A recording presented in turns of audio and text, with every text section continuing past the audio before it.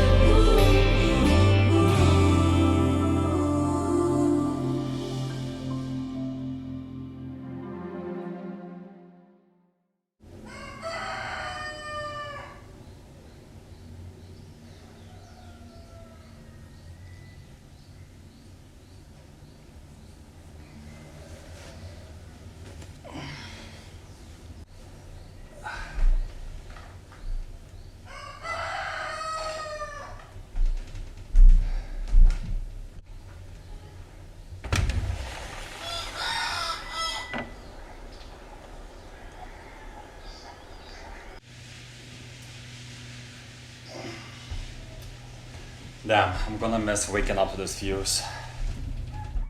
So just a quick update. Yesterday I was planning on doing a hike to the Cotopaxi volcano, and once I got there, first of all the weather was bad, but secondly they won't allow cars like mine to enter. They need big trucks 4x4 because it's very dangerous. I spoke to some of the guys that there are like private transfers there. They told me $60 round trip. I think you can bring it down to 40, 50 bucks. The round trip takes about 4 hours. I wanted to go there. I wanted to do the hike, but another cool thing is you actually get your passport stamped like when you reach the certain height, which is pretty cool, I thought. But since the weather was bad and I'm constantly on the move, I decided to visit Oriente area, which is the Amazon area of Ecuador, and I drove all the way down to the province of Pastaza. I found this cabin honestly like in the middle of the forest, the jungle. Like you can see the jungle starting just like over there. And yeah, it was like a last minute arrangement, and honestly I don't regret a bit. The drive here was awesome too. It reminded me kind of had that Maui, like in Hawaii, that vibe, or even kind of like Costa Rica, but like on a larger scale. So it was like massive rivers and like the jungle. You can see the jungle starting. So it was a pretty cool experience. I'm done here and I'm just making my way back to Baneos now and going south to Rio Bamba, and the final stop today should be Aloisi. Let's go.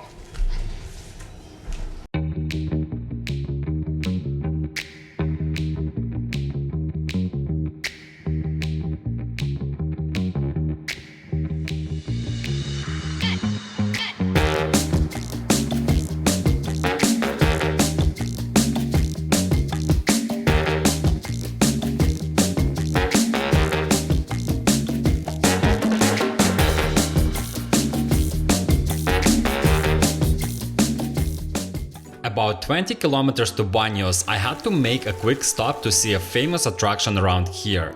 I dropped my car at the top of the hill and made my way down to the 80-meter high waterfall called Pailón del Diablo. It is one of the most powerful waterfalls in the area. There is a set of steep stairs to go down to its base, but I opted out to watch it from the top.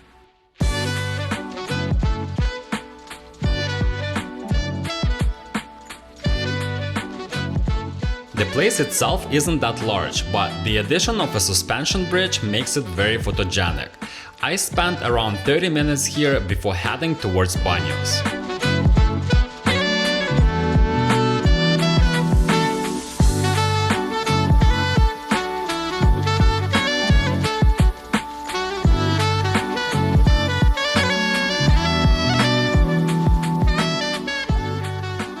Set among lush green hills, snow-capped volcanoes and rapid rivers is a small town of Baneos. It is very popular among tourists with different budgets. It is considered to be an adventure capital of Ecuador. Baneos is known for its hiking trails and hot springs. You can even hire a tour to bike or boat to the Amazon basin from here. Baneos is one of the most laid-back towns in Ecuador. It is one of the most visited places that offers many different outdoor activities, including rafting and ziplining. In the middle of the town, you will find the central market where you can buy and taste delicious food. A short walk from here, you'll see a nice plaza with an old church.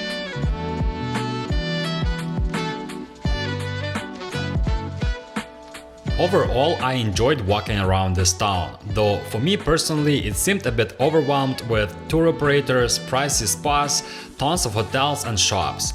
But if you just want to experience all in one, from Ecuador's nature to its cuisine and add some party scenery to it, Baneos would be a good choice to stop and spend a few nights.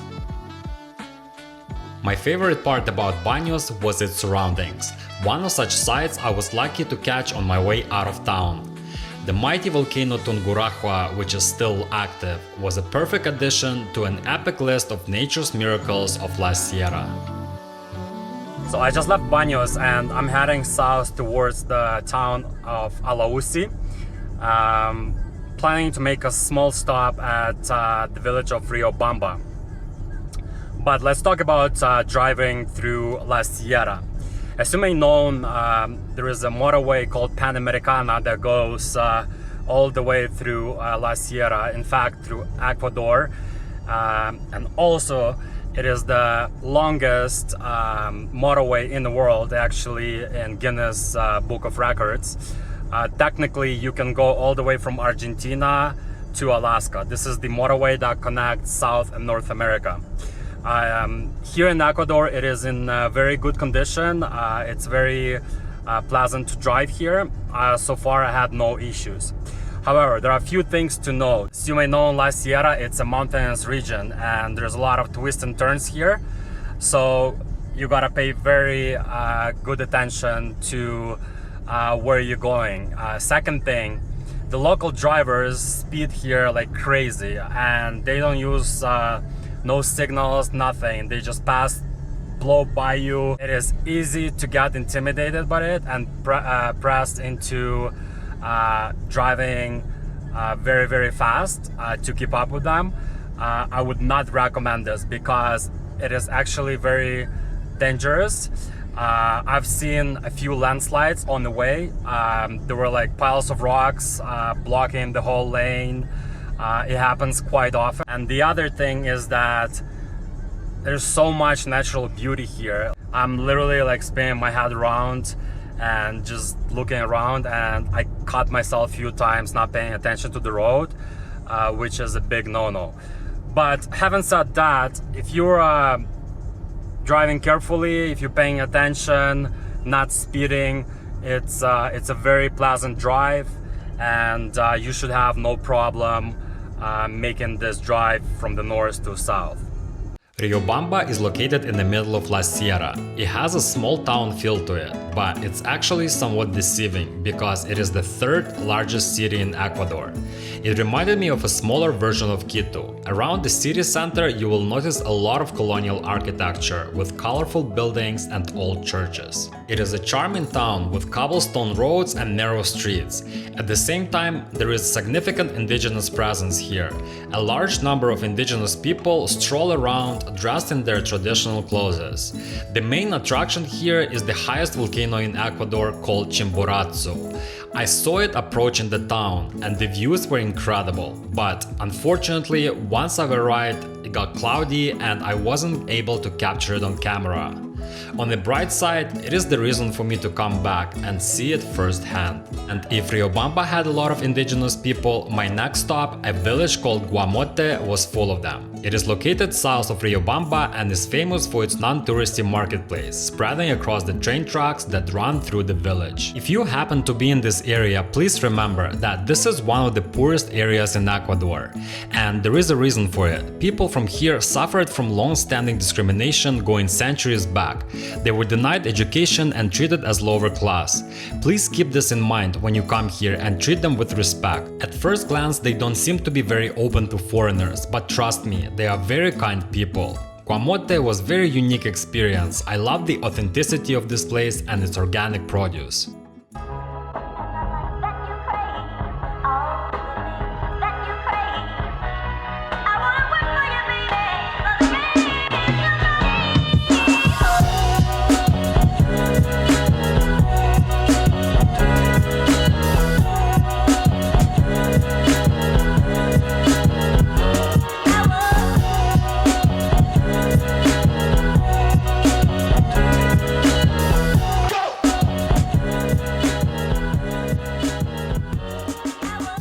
Aloisi is a small town in the southern Sierra, composed of colorful buildings and home to the native indigenous group called Quechua.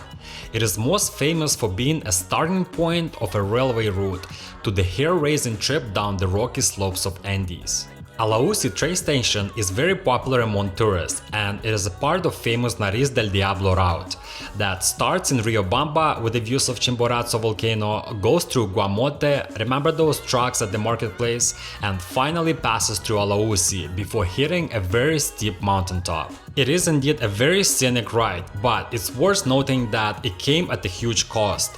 Back in 1900s, about 2,000 Jamaicans and 1,000 Puerto Ricans were brought in to work on this project. In the end, the estimated death toll was about 2,000 people. Initially, these train tracks connected Quito to Guayaquil, but over the years most sections of the route had fallen apart.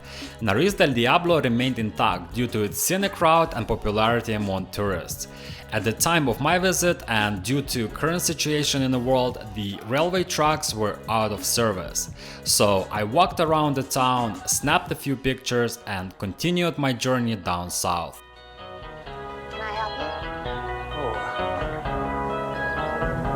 used to live in this house once, Really? When? many years ago.